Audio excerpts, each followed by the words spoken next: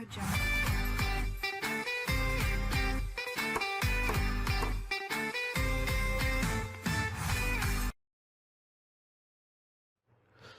So I'll be doing some, I'll be trying to solve some problems from your textbook so that you will understand that this kind of questions can be solved by making an equation and finding out the variable or finding out the solution for the equation. So let me go to your textbook where we can pick up some questions and convert or develop an equation to solve it. This is from the practice set number 2 of your textbook, where the first question is mother is 25 years old. Mother is 25 years older than her son. Find son's age if after 8 years the ratio of son's age to mother's age will be 4/9. 2-3 things are given. Mother is 25 years older than her son. That is one thing given. Second, find son's age. What we have to find is son's age if after 8 years from now the ratio of son's age to mother's age will be 4/9. So we need to create a equation to solve it. That is what is important here. Let me try to copy that question here. This is 4/9, correct?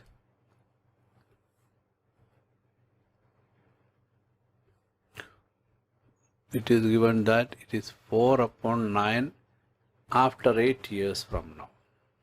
So what is the mechanism? What is the method? Something which is asked or something which is unknown to us will be considered as a variable. Here normally we take it as x. In this case, we are asked to find son's age, correct? So we will do one thing. We are asked to find out son's age, the present age of son. So we will simply write, let the present age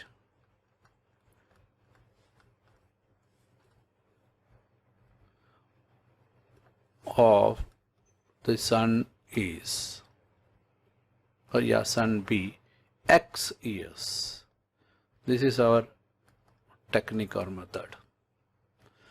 Now, it is also given that mother is 25 years older than her son. Whenever you take the age of son, you can see that mother is 25 years older than her son. So we can assume that age of the mother, if son's age, if you are considering x, you can simply write it as x plus 25 years, right?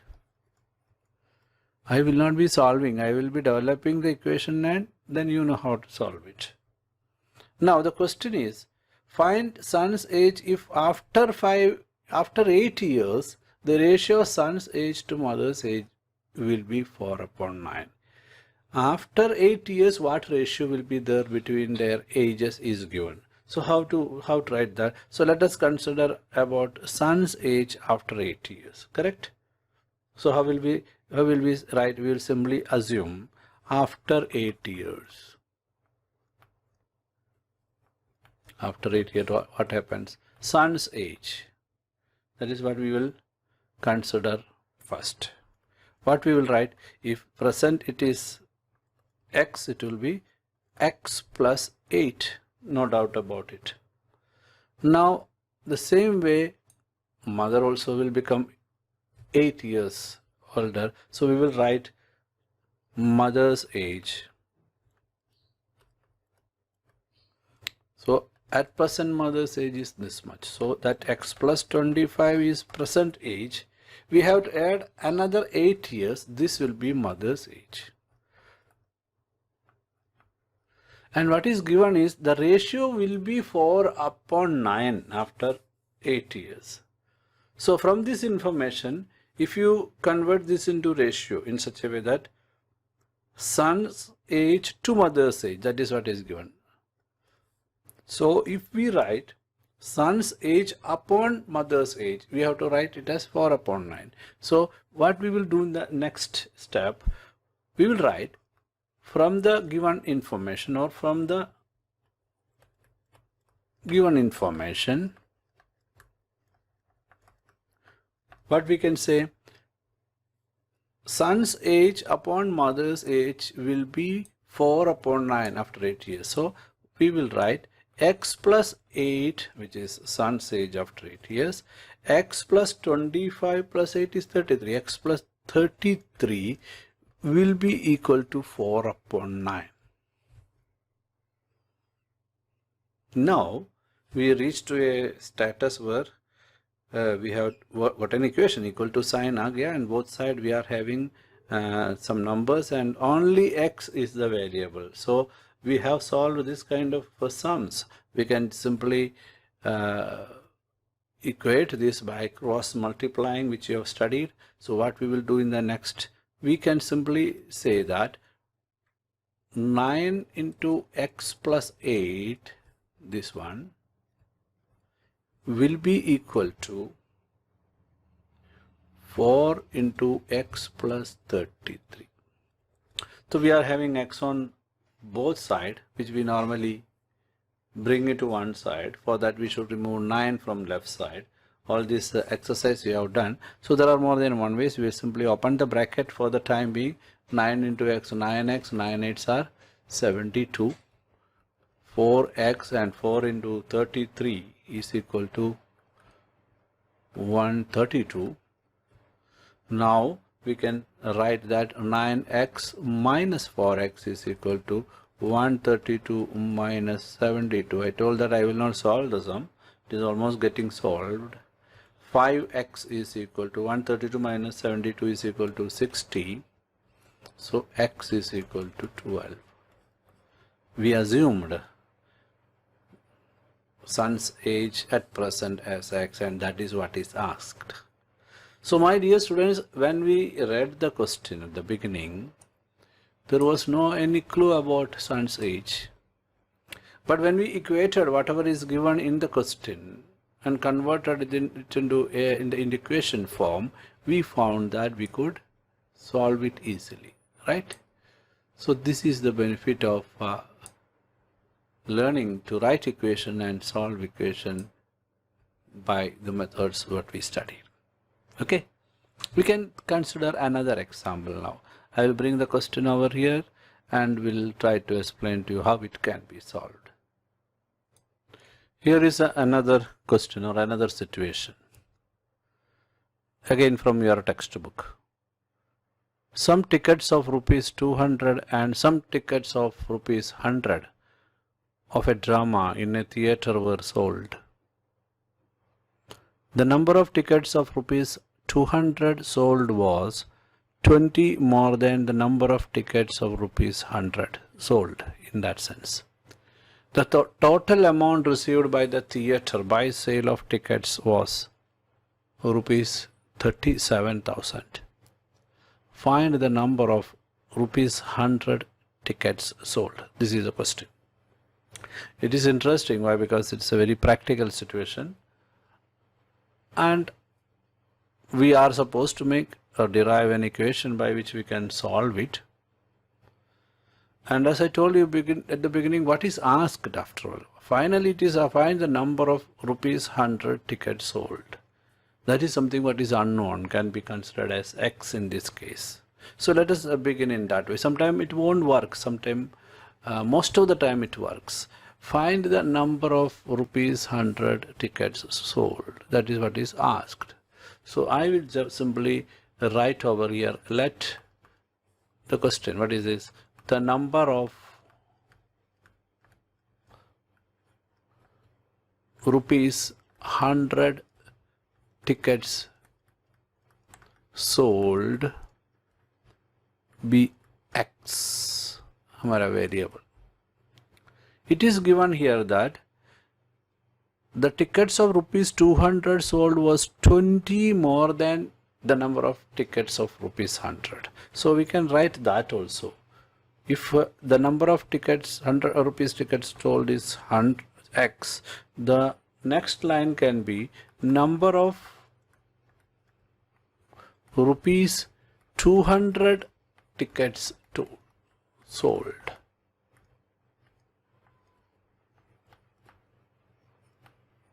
From the above we can write that it will be x plus 20 because 20 tickets more of 200 sold. Now what more information is given? From the given information, just like before, we can write from the given information, what we can write? The total received is given 37,000. That means if we consider x rupees as the cost of 100 ticket, let the number of tickets sold of 100 is x, naturally the amount received will be 100 into x, correct? So the amount against ticket sale, it is given as 37,000. How this is? This is a total amount received by selling 100 rupees tickets and 200 rupees ticket. Now if we try to calculate the amount, 100 rupees ticket we sold x, then we will add that amount with the amount, the number of tickets sold of that of 200. 200 rupees we have sold x plus 20 tickets, correct? So we will multiply with x plus 20. This is the number of tickets, and this total must be 37,000, almost coming close to the equation. Why? If we try to write it in a symbol, removing the bracket, this will become 100x plus 200 into x is equal to 200x plus 200 into 20 will be equal to 4,000, which is equal to 37,000, correct? If we further taking care of the left side of the equation, we can say that these two together will become 300x plus 4,000 will go to the right side. So I can write is equal to 37,000 minus 4,000, which will be equal to 33,000, right? X is equal to 33,000, dividing both sides by 300, our old method. It becomes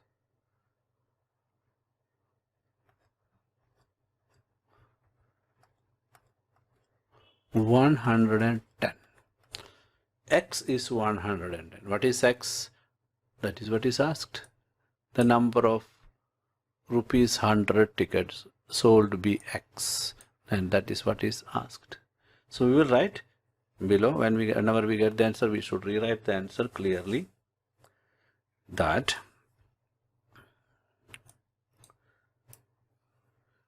the number of